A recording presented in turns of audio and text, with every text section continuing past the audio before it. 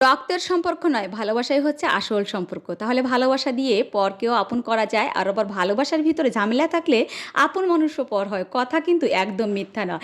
একটা আপুর ভিডিওর ভয়েস শুনেছিলাম, আপু খুব রাগ করেই বলেছিল যে, কুত্তার মতন কিছু আত্মীয়স্বজন আছে, যারা আপনাকে কখনোই পরামর্শ দিয়ে তার সমকক্ষ হতে দেবে না এবং তার থেকে ভালোও থাকতে দেবে না। বরঞ্চ আপনাকে সমালোচনার সম্মুখে ফেলিয়ে আপনাকে যত খুশি তত নিচে নামিয়ে তুলবে।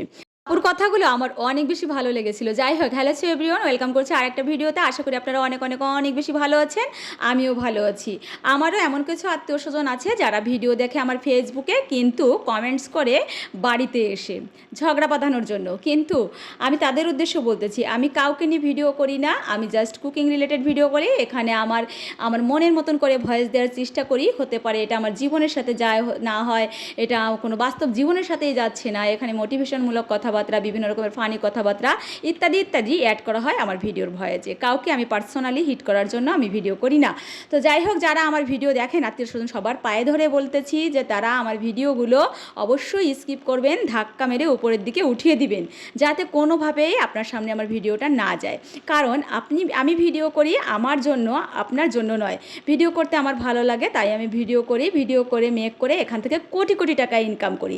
আপনার যদি অনেক বেশি যোগ্যতা থাকে, আপনিও 5টা 10টা পেজ খোলেন, অনেক কোটি কোটি টাকা ইনকাম করেন, আর আমার মতন ব্যাংক ব্যালেন্স একদম পরিপূর্ণ করে ফেলেন। যাই হোক, ওই ধরনের আত্মীয় স্বজনের কথা একদম বাদ, একদম বাদ, একদম বাদ। তাদের কথা কখনোই মাথায় আনার চেষ্টা করি না। আসলে যখন এইরকম পিছনে সমালোচনা করে তখন একটু না বললেও হয় না।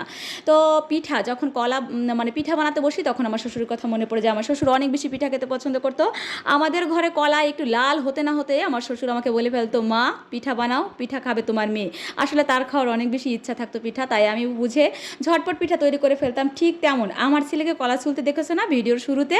আমার ছেলে একদম কলা একটু লাল হওয়ার সাথে সাথে বলে, মা পিঠা বানাও, কলা পেকে গিয়েছে, বড়া পিঠা বানাও। আর আমিও অমনি ঝটপট বসে পড়ি বড়া পিঠা বানানোর জন্য। আমার ছেলে এই পিঠাটাই সব থেকে বেশি পছন্দ করে, আর আমিও দেরি করি না। এই তো এক গাবলা পিঠা বানিয়ে ফেলেছি আমার জয় খাবে বলে। ম্যাক্সিমাম পিঠাগুলোই কিন্তু জয় খেয়েছিল, আর আমি 2-1টা খেয়েছিলাম। আমিও খাই না তা না, আমিও সব ধরনের পিঠা খেতে পছন্দ করি, কিন্তু জয় অনেক বেশি বড়া পিঠাটাই পছন্দ করে, অন্য পিঠা এত ভালো খায় না। তো এই হলুদ বাড়ি থেকে এনেছিলাম, বাড়িতে শুকনো হলুদ ছিল প্রায় 1.5 কেজির মতন হবে। সেগুলোকে আবার ভাঙিয়ে বাড়ির থেকে নিয়ে এসেছিলাম বাসায়, কিন্তু হলুদটা অনেক দিন ঘরে থাকার কারণে তরকারির ঝোলটা একটু কালচে হয়ে যায়। এজন্য আমি আবার কেনা হলুদের গুঁড়ো একটু অ্যাড করি, মিশিয়ে তারপরে তরকারি রান্না করি, এতে করে কালারটা অনেক সুন্দর হয়। যাই হোক, ভিডিওটা এত সময় ধরে ধৈর্য ধরে যারা দেখেছো তাদেরকে অসংখ্য ধন্যবাদ, এবং তারা একটা গঠনমূলক কমেন্ট করে আমার পাশেই থাকবে। আর পেজটা যদি কারো ভালো লেগে থাকে, নতুন কারো, তাহলে আমার পেজ ফলো দিতে ভুলবেন না। আর ভিডিও যদি বেশি ভালো লাগে থাকে তাহলে একটু শেয়ার দিবেন।